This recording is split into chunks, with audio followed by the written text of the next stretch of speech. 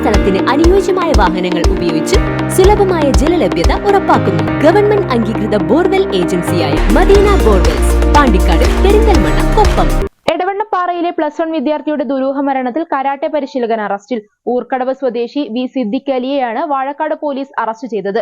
വിദ്യാർത്ഥിയെ പീഡിപ്പിച്ചെന്ന പരാതിയിൽ ഇയാൾക്കെതിരെ പോക്സോ കേസും ചുമത്തിയിട്ടുണ്ട്. തിങ്കളാഴ്ച വൈകിട്ട് 6ഓടെ ചാലിയാറിലെ വാഴക്കാട് മപ്രം മുട്ടുങ്ങൽ കടവിലാണ് വിദ്യാർത്ഥിനിയെ മരിച്ച നിലയിൽ കണ്ടെത്തിയത്.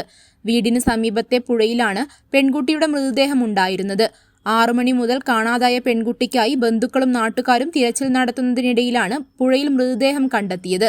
തുടർന്നാണ് മരണത്തിൽ ദുരൂഹത ചൂണ്ടിക്കാട്ടി പെൺകുട്ടിയുടെ കരാട്ടെ പരിശീലകനെതിരെ വാഴക്കാട് പോലീസിന് പിതാവ് പരാതി നൽകിയത്.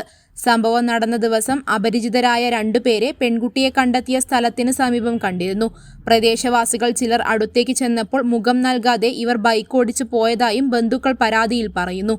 പരിശീലകൻ പെൺകുട്ടിയോട് അപമര്യാദയായി പെരുമാറിയതിനാൽ പെൺകുട്ടി മാനസികമായും തളർന്നിരുന്നുവെന്ന് പരാതിയിൽ ചൂണ്ടിക്കാട്ടുന്നുണ്ട്.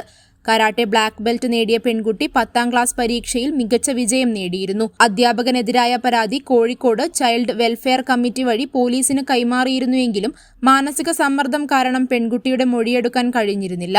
പ്രതിയെ ഉടൻ പിടികൂടണമെന്നാവശ്യപ്പെട്ട് നാട്ടുകാർ ആക്ഷൻ കമ്മിറ്റിയും ET മുഹമ്മദ് ബഷീർ MP ചെയർമാനായി വിപുലമായ കമ്മിറ്റിയും രൂപീകരിച്ചിരുന്നു.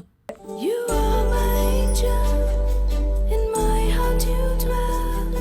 Your smile just keeps me warm, yes I can tell. So I will hold you with the finest, softest and the best. Oh yes I will. Poppies, yes please. Poppies, the way we love, the way we care.